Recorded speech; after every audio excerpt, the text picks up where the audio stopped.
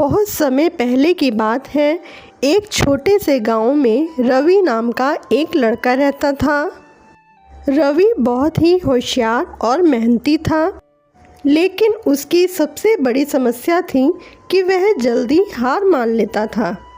जब भी उसे कोई काम मुश्किल लगता तो वह उसे अधूरा छोड़ देता था। एक दिन गांव में एक विद्वान संत आए। संत का ज्ञान और उनकी बातें सुनने के लिए गांव के सभी लोग इकट्ठे हुए और उनके साथ रवि भी वहां पहुंचा। संत ने गांव वालों से कहा, मेहनत और धैर्य के बिना कोई भी इंसान अपने जीवन में सफल नहीं हो सकता।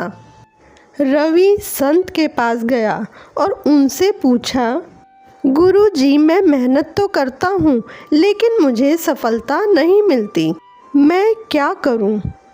संत ने मुस्कुराते हुए कहा, बेटा, मेहनत का फल मिलता है, लेकिन उसके लिए धैर्य रखना ज़रूरी है। मैं तुम्हें एक कहानी सुनाता हूँ।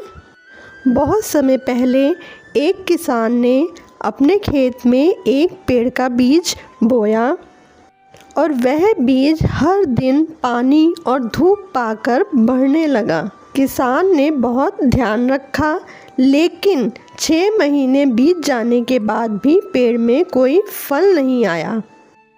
यह देखकर किसान बहुत निराश हुआ और उसने पेड़ को काटने का फैसला किया।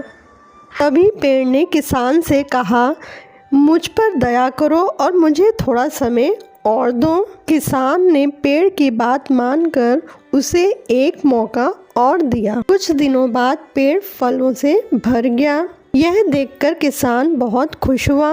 उसने सोचा, अगर मैंने पेड़ को काट दिया होता तो मुझे ये फल कभी नहीं मिलते। रवि ने कहानी सुनी और उसे समझ आ गया कि मेहनत के साथ साथ धैर्य भी बहुत ज़रूरी है।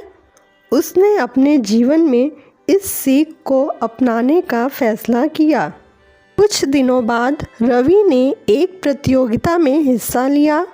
प्रतियोगिता कठिन थी और पहले की तरह रवि को लगा कि वह हार जाएगा, लेकिन इस बार उसने हार नहीं मानी। उसने संत की बातें याद की। अंततः प्रतियोगिता में वह जीत गया और धैर्य के साथ मेहनत करता रहा। उसकी जीत देखकर गांव वाले भी बहुत खुश हुए। इस अनुभव के बाद रवि ने कभी हार नहीं मानी। वह अपने हर काम में पूरी मेहनत और धैर्य के साथ जुट जाता था। धीरे धीरे उसकी मेहनत का फल मिलने लगा और वह गांव का सबसे सफल और सम्मानित व्यक्ति बन गया।